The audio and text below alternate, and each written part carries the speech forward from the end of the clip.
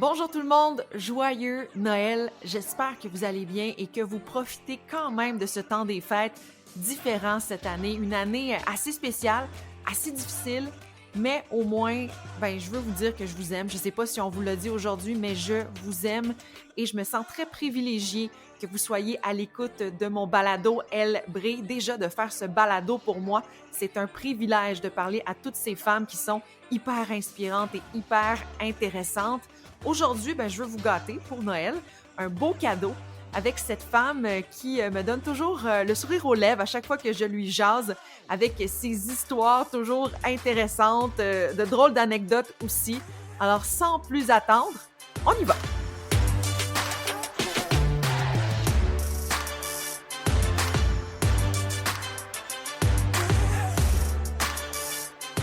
Bonjour tout le monde, bienvenue à mon podcast Elle brille. Mon nom est Geneviève Tardif. Aujourd'hui, je vous présente Annie Guglia, qui est l'une des athlètes qui devait partir à Tokyo cet été dans un sport assez méconnu du public, marginal, mais qui devient de plus en plus populaire, le skateboard. C'est une femme inspirante qui n'a pas peur de rouler parmi le Boys Club. Salut Annie, comment ça va? Salut, ça va bien, toi? Ça va très bien, mais là, est-ce que ça va vraiment bien? Parce que j'ai vu sur ton Instagram que tu t'es fait quand même mal là, sur ta cuisse. Ah, ouais, ça arrive souvent quand même. Je fais des bleus quand même facilement. Fait que dans le fond, je suis comme tombée sur un rail. Puis ça a fait un énorme bleu dans le fond sur ma cuisse, mais oui, ça va super bien. Je prends une couple de journées off, là, puis ça va être correct. Ça fait partie des risques du skateboard. Exact. Annie, tu devais partir cet été aux Jeux de Tokyo. Tu étais l'une des premières athlètes, en tout cas, à prendre part au skateboard. Comment as-tu réagi face au report des Jeux? En fait, nous, on n'est pas encore qualifiés pour les Jeux. Fait que c'était plus comme notre processus de qualification qui était cancellé. T'sais, on ne sait pas encore qui va aller représenter le skateboard aux Jeux, là. Fait que pour nous, c'était un peu plate, en fait, parce que justement, c'était comme, tu sais, justement, mettons, quand tout a été cancellé en mars, à peu près, le mars dernier, tu sais, moi, j'étais à mon pic, là, ça allait super bien, j'étais en forme et tout, puis j'étais vraiment prête pour les qualifications. Fait que ça a été dur, puis surtout le fait que ce soit repoussé d'un an, ça fait en sorte que, tu sais, des fois, on réalise pas à quel point c'est difficile pour un athlète de comme rester à son top pendant des années, tu sais, comme je sais pas trop comment expliquer ça, là, mais en tout cas, c'est vraiment tough. Fait que ça a été dur physiquement, puis émotionnellement, mentalement, tout ça. Mais je trouve que ça a aussi permis de comme prendre du recul puis de quasiment se donner un élan là, pour l'année prochaine. Parce que c'est ça, tu étais la Canadienne la mieux classée, en bonne position pour avoir ta place pour les qualifications. Ça va se passer comment? As-tu des informations? Non, c'est ça qui est c'est ça qui est stressant en fait, je trouve avec 2020 en général, Ouais. c'est qu'on a comme pas vraiment d'idée de comment ça va se passer. On sait qu'ils vont nous le dire 60 jours d'avance, qu'on va avoir 60 jours pour se préparer. Mais tu sais, avec toutes les restrictions de chaque pays, les quarantaines et tout, on sait même pas encore comment on va faire pour se qualifier pour les Jeux en tant qu'athlète, là, tu sais. Fait que ça, c'est un peu difficile, mais on sait que dans le fond, il nous reste un minimum de 4 compétitions avant les Jeux. Puis probablement qu'ils vont faire ça, c'est comme dans une bulle, un peu comme les autres sports. Là, Mhm. mettons, on va partir tout le monde un mois, faire 4 compétitions en un mois, puis revenir. Là, quelque chose comme ça, mais on le sait pas encore. J'ai pas vraiment d'informations là. Puis pour rester en forme pendant le confinement, est-ce que tu as fait du skateboard chez toi ou qu'est-ce que tu as fait? Ouais. Tu sais, au début, c'était comme, si on retourne en mars, là, on savait rien du coronavirus et tout. Fait qu'il fallait faire attention. On avait peur de sortir de chez nous. Fait que, tu sais, moi, je faisais, un peu comme Sébastien Toutan, là, tu sais, il faisait des Floors Ouais. Lava Challenge, des trucs comme ça. Fait que, tu sais, je faisais des vidéos sur Instagram parce que je faisais du skate sur mon tapis roulant pis des trucs de même, là, tu sais, c'était plus comme une joke au début, un peu, mais là, après ça s'est comme éternisé longtemps. Nous, on a été chanceux en skate parce que, tu sais, le skate, c'est un nouveau sport olympique et tout, fait qu'on n'a pas tant de... Tu sais, on n'a pas comme, mettons, tu sais, les athlètes, par exemple, en plongeon qui vont s'entraîner au stade olympique ou on n'a pas comme de training facility super high-tech, là, tu sais, moi, je m'entraîne en même temps qu'il y a des jeunes en trottinette dans un skatepark public, là, tu sais, fait que c'est pas, tant que les skateparks sont ouverts, moi, c'était correct pour moi, là. Ça a été fermé un petit peu, mais ça m'a pas empêché de m'entraîner, là. Fait que, mais là, en ce moment, par exemple, tu sais, il commence à faire froid. Comme le Taz est fermé, qui est le seul skatepark intérieur à Montréal. Moi, j'ai accès. Ils me laissent avoir accès. Fait que ça, je suis vraiment chanceuse pour ça. C'est juste beaucoup de stress, je trouve, en fait, là. La pandémie et tout ça, là. Ça rajoute comme une... Déjà que le fait, c'est les premiers jeux, c'est la première fois que le skate va être aux Olympiques, c'est la première fois que moi, je m'entraîne pour des Jeux olympiques, mais en plus, on est comme dans une pandémie où est-ce qu'il y a comme plus de restrictions puis encore plus de complications à s'entraîner. Fait que je pense que c'est comme un heureux mélange de tout qui fait que c'est stressant, mettons. Tu vis quelque chose d'assez particulier. C'est la première fois que le skate sera présenté aux Jeux, comme tu l'as dit. Est-ce que c'est un rêve pour toi ou d'aller aux Jeux olympiques? Est-ce que tu as déjà pensé que c'était possible? Non. Fait que je peux pas dire que c'était un rêve. C'est devenu un rêve, en fait, quand j'avais 27 ans, à peu près. C'est comme quand ça a été annoncé que le skate allait possiblement au jeu. Puis en fait, même quand ça a été annoncé au début, j'étais comme, ah, ça va être bizarre, le skate aux Olympiques, tu sais, là. Puis moi, je terminais ma maîtrise à ce temps-là. C'était en 2016, je pense, ou 2017 que ça a été annoncé. Puis en 2018, on a eu les premiers championnats nationaux. Puis je me suis dit, bah, je vais l'essayer. Tu sais, je vais juste pour le fun. Tu sais, je vais faire la compétition. Puis ça va être drôle. Puis j'ai gagné. Puis là, ça m'a comme permis d'aller, dans le fond, à Street League, qui est comme la ligue de skate la plus prestigieuse, si on veut, comme dans le monde, qui n'était pas encore, en fait, qui sont devenus les qualifications olympiques. Avant, c'était comme juste une série de compétitions, si on veut. J'ai pu aller à Street League, puis j'ai terminé 18e. Puis là, j'étais comme, OK, non, c'est littéralement comme c'est possible. Fait que au début, c'était plus comme juste pour voir comment ça allait aller. Puis là, c'est devenu comme une vraie opportunité qui était comme réalisable. Puis c'est là où j'ai commencé à m'entraîner. Fait qu'en réalité, ça fait juste comme 2 ans et demi que c'est mon rêve. Puis maintenant, oui, je le prends comme à 100% au sérieux. Puis c'est devenu un rêve, mais je peux pas dire que, tu sais, comme par exemple, il y a plein de sports où les jeunes, ils regardent les Olympiques, ils font comme un jour, je vais aller aux Olympiques en ski, acrobatie, peu importe le sport. Puis moi, je peux pas dire que ça a été, que c'est venu comme ça, mais définitivement, c'est quelque chose qui a pris une grande part dans ma vie dans les 3 dernières années, mettons. Mais c'est fou quand même quand tu y penses. Là, il va y avoir des jeunes filles qui font du skate, qui vont vouloir aller aux Jeux parce qu'elles vont t'avoir vu y aller. Je l'espère. Toi, quand tu étais jeune, tu as commencé à quel âge le skate? Moi, j'ai commencé à 10-11 ans à peu près. Qu'on a eu, c'était comme un jouet, un peu comme n'importe quel jouet que tu peux recevoir à Noël. C'est mon petit frère qui a reçu un skate à Noël. Puis on faisait de la trottinette, on faisait du vélo, on faisait plein de sports. Puis le skate est devenu comme quelque chose qui est vraiment resté, en fait. C'est probablement la seule chose que j'ai faite pendant plus que 20 ans. Là. Ben non, pas plus que 20 ans. Ça fait presque 20 ans. T'es une femme dans un milieu d'hommes quand même. Comment tu vis avec ça? Personnellement, ça ne m'a jamais vraiment dérangé. Comme, tu sais, mettons, à un niveau individuel, là, j'ai toujours eu une gang d'amis, que ce soit des gars ou des filles qui faisaient du skate, puis ça m'a jamais... tu sais, honnêtement, ça m'a pris des années avant de réaliser qu'il n'y avait pas vraiment de filles qui en faisaient. La seule chose que j'avais réalisée, c'est que, en fait, c'était plus comme, ça me dérange pas comme en temps, tu sais, comme dans la réalité. Mettons que je faisais du skate avec mes amis et tout, puis c'est eux qui m'inspiraient à skater, puis m'incluaient dans leur session et tout. Tu sais, j'ai jamais eu, comme je me suis jamais sentie seule comme en tant que femme, mettons, dans le skate. La seule chose, c'était au niveau de la visibilité, puis mettons, pour s'inspirer, tu sais, je veux dire, à part Elissa Steamer, qui était comme le seul bonhomme dans Tony Hawk Pro Skater, qui était une femme, puis Vanessa Torres, qui était dans un vidéo de skate une fois, un vidéo de skate professionnel, c'est comme, ça a pris, mettons, j'ai vu Vanessa Torres dans un vidéo de skate autour de 2004. Ça a pris peut-être 2-3 ans avant de revoir une autre fille faire du skate, parce que dans ce temps-là, il y avait pas vraiment les réseaux sociaux, YouTube, tout ça, on n'avait pas accès à plus d'inspiration, mettons. Fait que, moi, c'était plus ça que je trouvais, tu sais, qu'avec du recul, en fait, parce que sur le coup, quand ça existe pas, c'est dur de dire, hey, il y en a pas beaucoup. Maintenant, quand je vois avec les réseaux sociaux le nombre la facilité, en fait, avec laquelle on peut s'inspirer sur Instagram, par exemple, c'est vraiment quelque chose qui a manqué, là, quand j'étais jeune, on va dire. Puis en ce moment, ça explose, j'ai l'impression, le skateboard et les femmes dans le skateboard. Ah, c'est fou. C'est fou. Il y a vraiment plus de jeunes filles puis de femmes qui commencent à faire du skate que de gars, en fait. la croissance, c'est à peu près 3 fois plus grande chez les femmes en ce moment dans le skate. Wow! Ouais, c'est vraiment cool. Wow! Des fois, ça m'est déjà arrivé, en fait, cette année, ça m'est arrivé plus qu'une fois d'aller dans un skatepark qui avait plus de filles que de gars. J'étais comme, Puis comment t'expliques ça? ben, l'ouverture. Tu sais, c'est de moins en moins intimidant pour une fille d'aller dans un skatepark parce qu'il y en a plus. Tu sais, fait avant, c'était gênant quand tu savais que t'allais pas croiser de filles. C'était plus gênant, je pense. Maintenant, t'as comme, puis maintenant, il y a des espaces, par exemple, avec, à Montréal, admettons, avec Daisy's Angels, qui était comme une communauté de, pas juste des femmes, mais juste de personnes comme ouvertes dans l'industrie, dans le skate, en fait, pas dans l'industrie, dans la communauté du skate.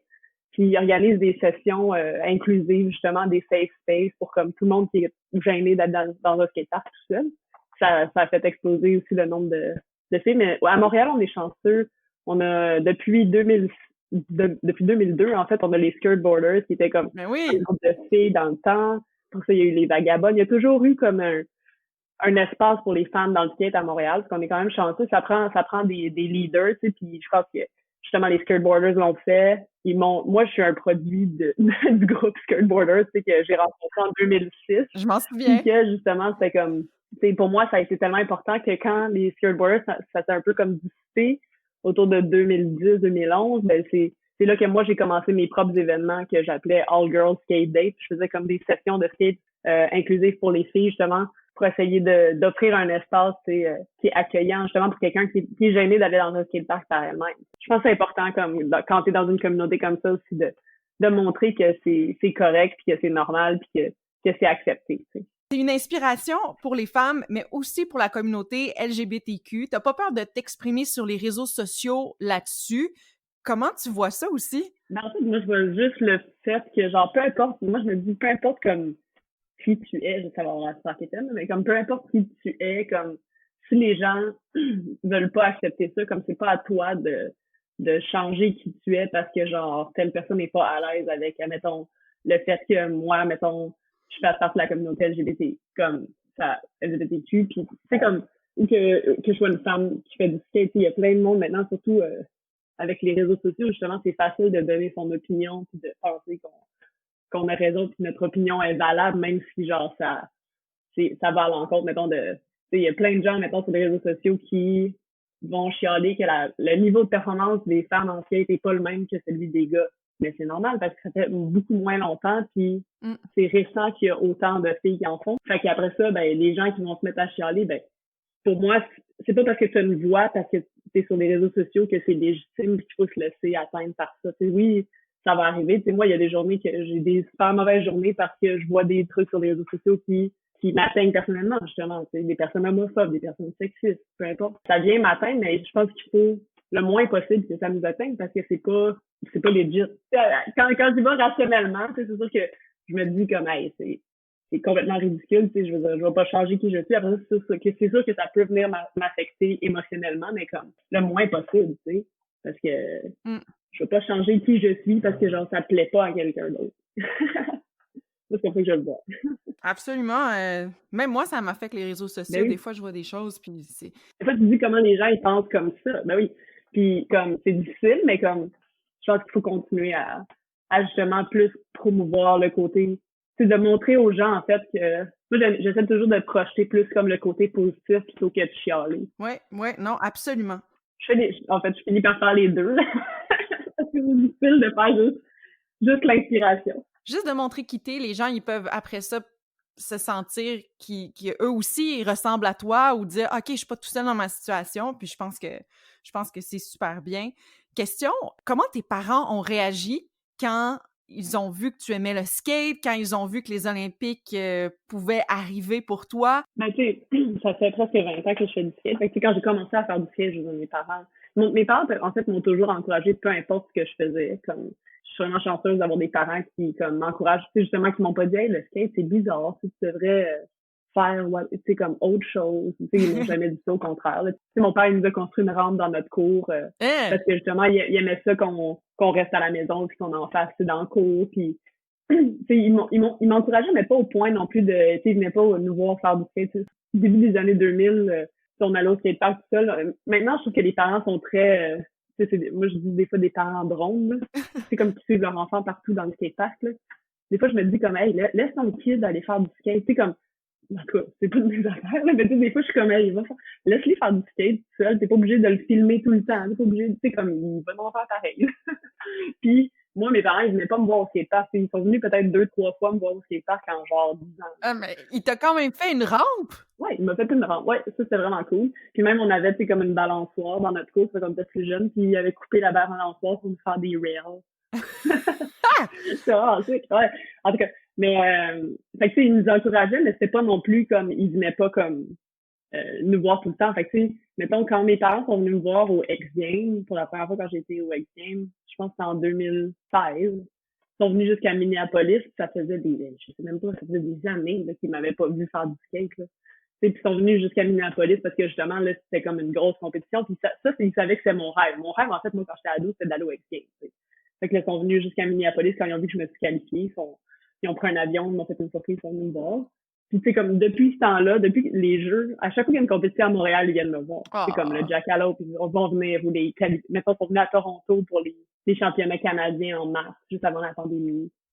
Maintenant, ils sont super impliqués, en fait, là, tu sais, puis mes parents, genre, tout ce que je fais, tu sais, ma mère, elle va le poster sur Facebook, elle va, peu importe, tu sais, puis je trouve ça vraiment hot. En fait, pour moi, c'est vraiment important d'avoir comme du support de la famille. Puis, Mais oui. mais c'est peu importe ce que je fais, c'est comme j'ai à l'école, peu importe, ils m'ont toujours supporté, puis ça, je trouve que c'est la chose la plus importante. Puis tu sais, même quand on revient à genre quand j'ai fait mon coming out, c'est peu importe ce que je fais, mes parents, ils m'ont toujours aimé comme puis supporté inconditionnellement. Puis ça, je pense que c'est comme quelque chose qui est super important. Wow, wow, t'es chanceuse d'avoir des parents comme ça. Vraiment. Pour terminer, je voulais parler d'une belle histoire que j'ai lue sur toi, l'histoire de ta meilleure amie qui a été atteinte du cancer. Mhm. Et j'ai lu que quand tu deviens un skater professionnel, tu as une planche à ton nom, toi, tu as décidé d'en dédier une à ta meilleure amie. Pas moi qui ai choisi ça. C'est pas comme quelque chose que tu peux choisir. C'est juste que je trouve que Hello, c'est quelqu'un qui a toujours comment je dis ça? Tu sais, on s'est rencontrés à peu près quand moi j'avais peut-être 15, 16 ans. C'est vraiment la personne avec qui je skatais, puis c'est qu'on était comme pas mal du même niveau, puis qu'on se challengeait, puis on progressait ensemble en skate. Puis éventuellement, elle a commencé à en faire un peu moins, puis elle a déménagé dans l'Ouest. Quand elle a su qu'elle avait un cancer de la glande thyroïde, elle a redéménagé au Québec, puis là, elle a commencé ses traitements et tout, mais tu sais, ça, je pense que c'est quelque chose comme genre 8 semaines de vacances quand t'as le cancer. C'est quelque chose de genre ridicule même. Là. Fait que là, ben, tu sais, éventuellement, elle avait plus de sous, fait que là, il a fallu qu'elle vende son Westphalia, puis je trouvais ça vraiment poche. Fait que ce qu'on a fait, en fait, c'est avec la marque québécoise Picbois, on a fait une planche à son nom, qui est comme justement, parce que tu sais, Hello, c'en est une qui est super inspirante, puis pour être un skateur professionnel, oui, il y a comment t'es bon, mais il faut aussi que tu vendes des planches. C'est comme, là, si on tombe dans le côté plus marketing, mais il faut aussi que tu sois comme une personne inspirante. Faut que les jeunes aient envie d'acheter ta planche, tu sais. Ouais. Puis c'est pas juste à quel point t'es bon en skate, c'est comme, comment t'es créatif, comment peu importe.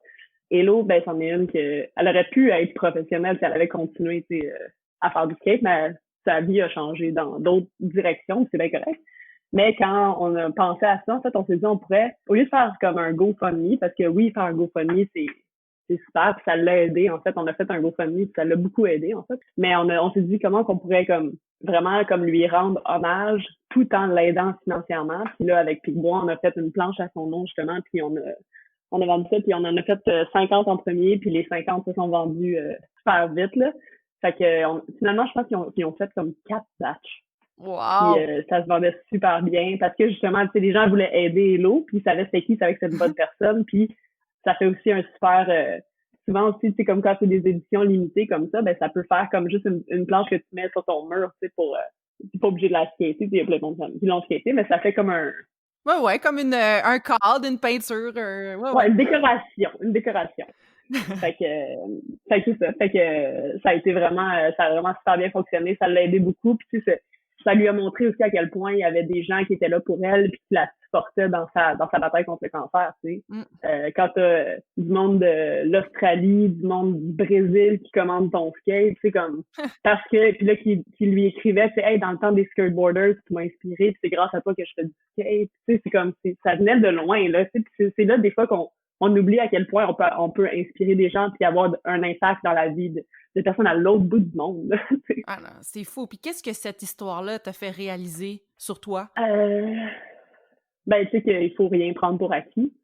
Parce que, tu sais, l'autre, je veux dire, elle est en santé, elle avait, je pense, 29 ans, là, quand elle a eu l'annonce. Tu sais, moi, ça m'a fait un choc aussi parce que je me disais, crime, tu sais, des fois, on pense que, ça revient à quelque chose de super quétaine, mais encore une fois.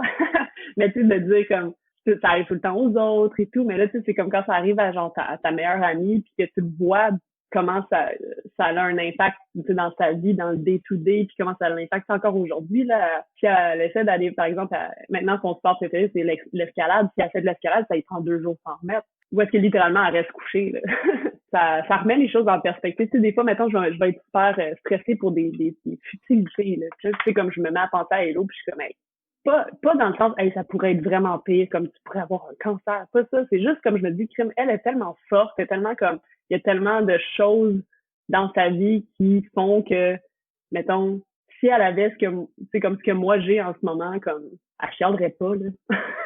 Ouais, la résilience, c'est ça. Puis la résilience, c'est quelque chose qu'on apprend en skate, mais je trouve que la résilience par rapport à une maladie, par exemple, c'est différent. C'est facile de dire en skate, ah oui, tu tombes, tu te relèves, mais est-ce que tu es capable de le faire quand c'est quelque chose d'aussi intense que genre ta santé? Tu sais, un truc de skate, c'est une chose, mais après ça, comme, non, je trouve que je prends plus de risques, si on veut. Tu sais, comme, tu sais, le skate aussi, c'est quelque chose qui nous apprend à prendre des risques, des risques calculés, mettons. Maintenant, mettons, je vais moins me dire, tu sais, je le ferai demain, ou moins être poussé, tu sais, je vais essayer de plus comme, entre guillemets, saisir l'instant présent. Sans tomber dans des trucs trop quétaines, mais c'est vrai, je pourrais en parler pendant vraiment longtemps, mais. Puis Héloïse, elle va mieux maintenant? Elle a encore le cancer, OK. parce que c'est compliqué.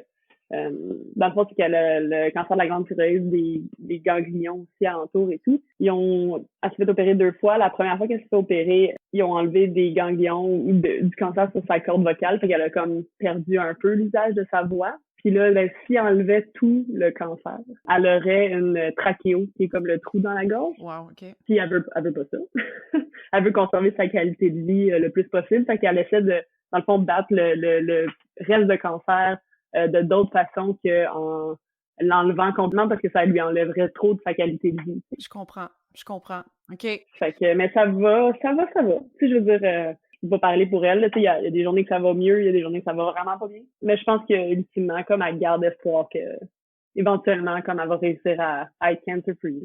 Merci beaucoup, Annie, pour ton témoignage. Je te le dis, là, d'habitude, c'est supposé durer 10 minutes. Et là, on est rendu à 25 minutes, puis j'ai pas envie d'arrêter avec toi tellement je te trouve intéressante, puis t'as plein d'histoires. Merci beaucoup. C'est sûr et certain que je veux te reparler avant les Jeux. J'espère que tu vas pouvoir te qualifier. On est derrière toi. Merci beaucoup. Bonne fin de journée. Merci à toi. Salut. J'espère que vous avez aimé autant que moi cette entrevue avec Annie Guglia. Suivez-la sur les réseaux sociaux, je vous dis, ça vaut la peine. Et allez voir aussi nos réseaux sociaux sur Instagram, la page Elle brille. Mardi prochain, on y va avec mon sport préféré, avec une femme que j'adore, encore une fois. Je vous la nomme pas, mais elle travaille dans la NFL. Je vous dis rien d'autre. OK? Bye tout le monde, à la semaine prochaine. Puis joyeux Noël! Bye!